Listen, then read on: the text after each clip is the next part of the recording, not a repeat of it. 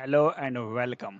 इस वीडियो में हम डिस्कस करेंगे Biographia Literaria by Samuel Taylor Coleridge. इससे पहले वीडियो में हमने वर्ड्सवर्थ का preface to lyrical ballads discuss किया है और उस वीडियो को ज़रूर देखिएगा। इसमें बायोग्राफिया लिटरेरिया को डिटेल में डिस्कस करेंगे, इम्पॉर्टेंट पॉइंट्स जो है वो डिस्कस करेंगे, क्योंकि ये बायोग्राफिया लिटरेचर जो है ये मेडिटेटिव फॉर्म में लिखा गया है। मतलब इसमें जो है बायोग्राफी कंप्लीट नहीं दी गई है। यहाँ पे इम्पोर्टेंट इम्पोर्टेंट फेजेस जो है, इम्पोर्टेंट इम्पोर्टेंट टाइम जो है वो एसटी कॉलरेज ने यहाँ पे लिखा है। जो इम्पोर्टेंट इवेंट्स हुए या इम्पोर्टेंट जो उनकी लाइफ में इम्पोर्टेंट इम्पोर्टेंट चीज़ें हुई हैं वो ही डिस्कस किया है। पूरी बायोग्राफी नहीं है, ये 2 वॉल्यूम्स की है। तो हम डिटेल में डिस्कस करेंगे और सारे इंपॉर्टेंट पॉइंट्स जो है इंक्लूड करेंगे विद इम्पॉर्टेंट लाइन्स। पब्लिकेशन कब हुई? बायोग्राफिकल लिटरेचर जो है इसका सबटाइटल है biographical sketches of my literary life and opinion.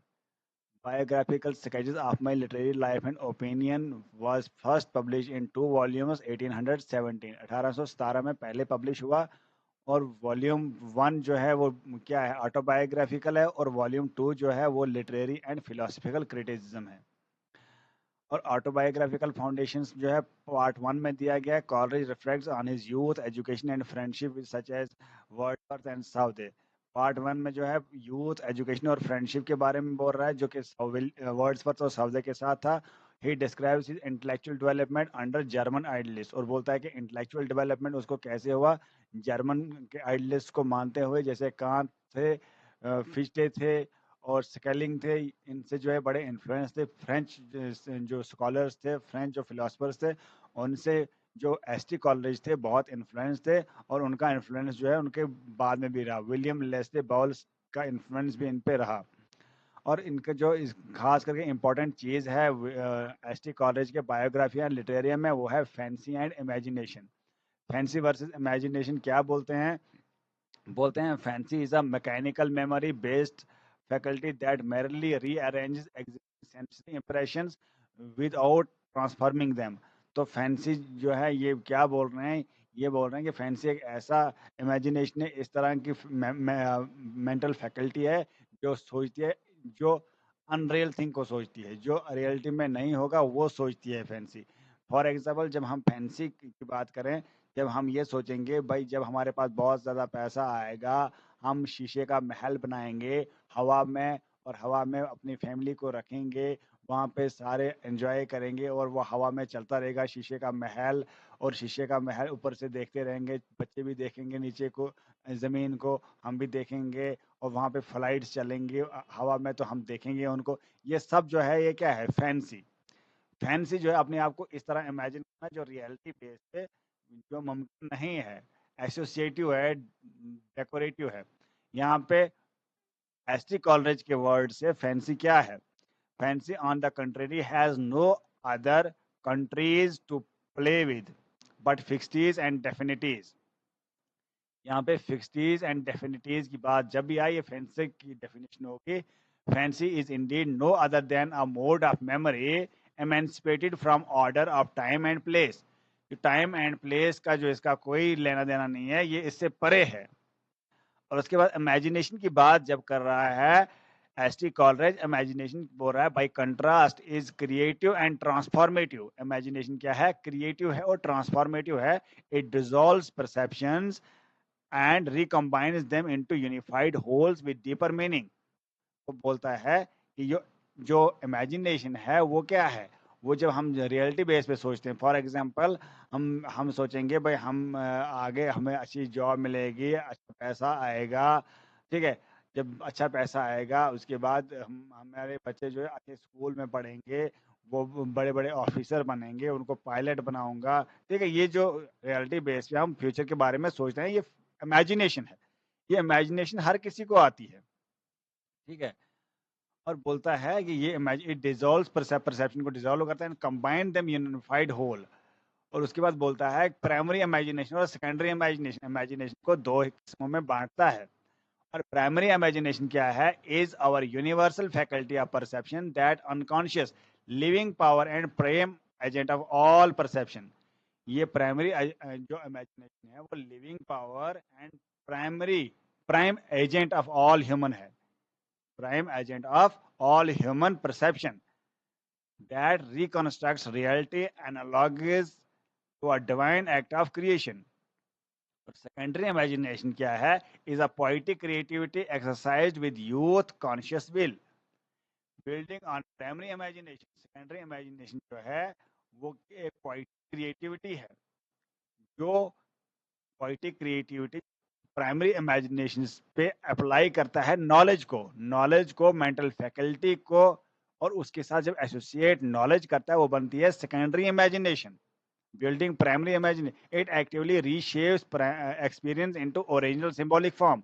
और इसमें जो है एक्सपीरियंस को ओरिजिनल सिंबॉलिक फॉर्म में रिशेप किया जाता है सेकेंडरी इमेजिनेशन में. और उस फॉर एग्जांपल कुबला खान में क्या है? कुबला खान में भी जो है सेकेंडरी इमेजिनेशन, प्राइमरी इमेजिनेशन जो आई होगी उस पर जो एसटी कॉलेज ने नॉलेज अप्लाई किया, एक्सपीरियंस अप्लाई किया, लिखा. एंशियंट मैरिनर, इसमें भी जो है ये क्या है? सेकेंडरी इमेजिनेशन का एग्जाम्पल है. अब हम डिस्कस करेंगे इमेजिनेशन वर्सेस फैंसी उनके लैंग्वेज में. एसटी कॉलेज में जो बायोग्राफी या लिटरेरियम में लैंग्वेज लिखी है, imagination then I consider either as primary और सेकेंडरी. बोलते हैं इमेजिनेशन दो टाइप की होती है, प्राइमरी एंड सेकेंडरी. और the primary imagination I hold to be a living power and prime agent of all human perception. Primary imagination जो है एक living power and prime agent of all human perception है, and as a repetition in the finite mind of the eternal act of creation in the finite I am. और secondary imagination की बात कर रहा है, बोलता है secondary imagination dissolves, diffuses and dissipates in order to recreate. ये secondary imagination है. ये क्या करता है? डिसॉल्व करता है, डिफ्यूज करता है, dissipate in order to recreate. It struggles to idealise and to unify. It is essentially vital even as all objects are essentially fixed and dead. यहाँ पे एग्जाम्पल उसके बाद एक कंसेप्ट देता है इसमें प्लास्टिक. इस प्लास्टिक जो है ये भी एसटी कॉलेज ने कॉइन किया ये वर्ड, ये टर्म, ये डिस्क्राइब करने के लिए कि इमेजिनेशन की कितनी पावर होती है. इमेजिनेशन क्या कर सकता है? अलग अलग एलिमेंट्स को जो है यूनिटी में ला सकता है, एक कोहेरेंस में ला सकता है. उनका एक जो है फॉर एग्जांपल जब पोएम बनती है वो एक इमेजिनेशन से बनती है. ये एक इमेजिनेशन की एक पावर होती है. इसमें प्लास्टिक क्रिएटिव एस्थेटिक होता है. उसके बाद जो एसटी कॉलेज बात करता है बायोग्राफिया एंड लिटरेरिया में, बोलता है organic unity and poetic form. Coleridge emphasizes that poetry is an organic growth. A poem grows within him as a tree grows from the seed. और जो इसकी ऑर्गेनिक ग्रोथ होती है, और पोएम जो है वो जो ग्रो होती है हमारे अंदर, पोइट के अंदर, इसी तरह जिस तरह सीड से ट्री ग्रो होता है. He highlights the interrelation of meter, diction, feeling and meaning as essential of poetic unity. वो हाईलाइट करता है मीटर को, डिक्शन को, feeling and meanings as essential poetic unity. बोलता है ये चीज़ें जो है पोएटिक यूनिटी में बहुत इंपॉर्टेंट है. जैसे विलियम वर्ड्सवर्थ बोलते थे यहाँ पे मीटर के अलावा कुछ ज़रूरी नहीं है, बट यहाँ पे जो ये बोलते हैं एसटी कॉलेज बोलता है मीटर भी ज़रूरी है, डिक्शन भी है, feeling and meaning as essential of poetic unity. यहाँ पे बोलता है ऑर्गेनिक यूनिटी कैसे होगी? Not the poem which we have read, but that in which we return with the greatest pleasure, possesses the genuine power and claims the name of essential poetry. उसके बाद बात करते हैं during the act of knowledge itself, the objective and subjective are so instantly united that we cannot determine to which of the two are to the priority belongs. ये important lines हैं, यहाँ पे याद रखना. और ऑर्गेनिक यूनिटी पे उसके बाद क्या बोलता है? Best part of human knowledge is dived from reflection on the acts of mind itself. और उसके बाद क्रिटिक करते हैं वर्ड्स वर्क को. डायरेक्टली क्रिटिसाइज तो नहीं करते हैं, बट इनके जो ओपिनियन है, थॉट्स हैं, वो डिफरेंट हैं. तो इसलिए obvious सी बात है कॉलेज से जो वर्ड्स वर्क से डिफरेंट है. ये वॉल्यूम 2 में बोलते हैं कॉलेज चैलेंज करते हैं वर्ड्सवर्थ के व्यूज को याद रखना. वर्ड्सवर्थ को नहीं करते हैं चैलेंज, या उनको उनका एम ही नहीं होता मैं उसको चैलेंज करूं या उसके खिलाफ बोलूं, बट उनके थॉट्स डिफरेंट होते हैं, अपने थॉट्स को एक्सप्रेस करते हैं. On poetic diction and ordinary language, arguing that metre and elevated diction are key to poetry's power. तो एक तो मीटर होना चाहिए जो कि वर्ड्सवर्थ ने भी बोला था, बट ये बोलते हैं कि एलिवेटेड डिक्शन होना चाहिए जो की है किसका, पोइट्री की पावर का। पोएट का पावर यही है कोई अच्छी लैंग्वेज यूज करे, आम लैंग्वेज तो नहीं, अच्छी लैंग्वेज वो लगना चाहिए। पोएट पोएट की कोई डिग्निटी होती है, कोई पावर होती है, कोई स्टेटस होता है। ही critiques the preface to lyrical ballads even while acknowledging many shared romantic ideals। बोलता है it has been observed before that images however beautiful do not of themselves characterize the poet, they become proofs of original genius only when they have the effect of reducing multitude to unity, or when a human and intellectual life is transferred to them from the poet's spirit। और उसके बाद बात करते हैं philosophical criticism and sin of digression को। Coleridge integrates philosophy with criticism, बोलता है कि फिलोसफी और क्रिटिसिज्म एक जैसे होते हैं, उनको कंबाइन करता है। He questions how poetic ideas arise not just how poems should be judged. बोलता है कि पोएटिक आइडियाज जैसे अराइज होते हैं, इसका मतलब नहीं है कि पोएटिक आइडिया को जज करोगे। हाउ बोलता है कि पोइट्स को कैसे जज करना चाहिए, वो ये बोलते हैं फिलोसफी के साथ जज करना चाहिए, क्या पोइट्री में फिलोसफी है या नहीं। He originally plan a formal Schelling style philosophical deduction, पहले उन्होंने बोला था कि ये जो है फिलोसफिकल डिडक्शन और स्केलिंग स्टाइल यूज करना चाहिए। Later abandoned by fictional letter from a friend to avoid implications of plagiarism और डाइग्रेशन। उसके बाद जो है उनने प्लेगरिज्म और जो प्लेजरिज्म होता है और डाइग्रेशन को वहां से अवॉइड किया। उसके बाद बोलते हैं no man was ever yet a great poet without being at the same time a profound philosopher. कोई पोएट जो है वो ग्रेट नहीं है जब तक ना वो एक ग्रेट फिलोसफर है।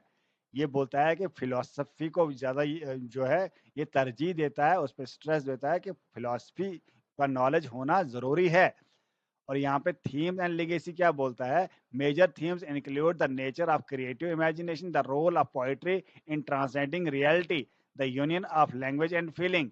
तो इसमें क्या होना चाहिए, रियलिटी होनी चाहिए, क्रिएटिव इमेजिनेशन के साथ साथ रियलिटी होनी चाहिए पोएम में, और union of language and feeling होना चाहिए।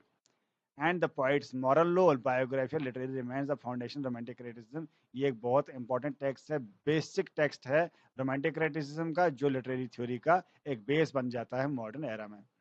और बोलता है पोइट्री क्या है, एक लिविंग ग्रोथ है। He felt that a poem grows within him as a tree grows within the seed. ये हमने पहले ही डिस्कस किया है। और ये बोलता है कि पोइट्री जो है वो खुद लिविंग ग्रोथ है, जैसे ट्री ग्रोथ करता है, इसी तरह हमारे अंदर जो है पोइट्री पलती बढ़ती है। Creative of Wordsworth aesthetic. Coleridge critically engaged Wordsworth on poetic diction and meter, arguing that simply everyday language alone does not guarantee poetic quality, and that meter and elevated imagination are essential। यहाँ पे वही बोलता है metre और जो है elevated imagination वो बहुत जरूरी है। Veracity does not consist in saying but in the intention of communicating truth। और विलिंग सस्पेंशन ऑफ डिसबिलीफ बहुत इंपॉर्टेंट कंसेप्ट है यहाँ पे, ये याद रखना है। विलिंग सस्पेंशन ऑफ डिसबिलीफ, इसमें ये बोलता है कि हमारे में ऐसा क्रिएटिविटी होनी चाहिए पोइट में कि वो विलिंग सस्पेंशन ऑफ डिसबिलीफ जो है वो क्रिएट करें पोइट्री में। ये क्या होता है, ये ऐसा होता है फॉर एग्जांपल हम लोगों को रियलिटी पता है, रियलिटी हमें पता है कि जो शेर है वो जंप मार के तीसरे फ्लोर पे हमारे छत में नहीं, हमारे रूम में नहीं आएगा, ये हमें पता है।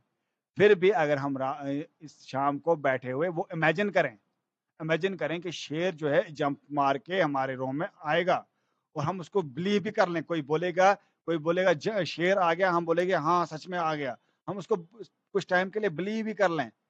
तो हमने क्या कर लिया, जो एक डिसबिलीफ था, डिसबिलीफ क्या था कि शेर ऊपर नहीं आएगा, जो ये बिलीफ था हमारा शेर ऊपर नहीं आएगा, और शेर का ऊपर आना थर्ड फ्लोर पे ये एक डिसबिलीफ था। हमने उस टाइम के जब किसी बच्चे ने बोला कि शेर आ गया, हमने उस टाइम के लिए उस डिसबिलीफ को सस्पेंड कर दिया, हमने सच में उसको बिलीफ मान लिया कि शेर आ गया। समझ आ गई। For example willing suspension of disbelief क्या होता है, जो ये द राइम ऑफ मैरिनर में बोलता है। The rhyme of ancient mariner में जो पोएट है वो कहाँ है, सेल कर रहा है, और जो कुछ लोग सेल कर रहे हैं वहाँ पे, अगर यहाँ पे हमें जो है दिखता है कि ऐसा हो नहीं सकता है, जब हम पोएम पढ़ रहे हैं हमें लगता है कि ऐसा तो नहीं हो सकता कि सेल कर रहा हो, अल्बाट्रॉस को मारा, फिर उनके पास एक कर्स आई तो वो उनको जो है बहुत मुश्किलात हो गई। हमें पता है ऐसा नहीं हो सकता, रीडर को भी पता है। जब हम पोएम पढ़ रहे हैं हमें जो है जो रैशनैलिटी है वो कम हो जाती है, हम बिलीव करने लगते हैं सच में ऐसा ही हो सकता है। उस वक्त के लिए हमें इमेजिनेशन में यही हमारे माइंड में यही जाता है कि हाँ अल्बाट्रॉस को मारने से ही कर्स आई होगी, और वो जो है वहाँ पे वाटर नहीं था, उन्होंने लिप्स को काट काट के अपना जो है गला सुखाया, गला को जो गीला किया फिर आवाज दी।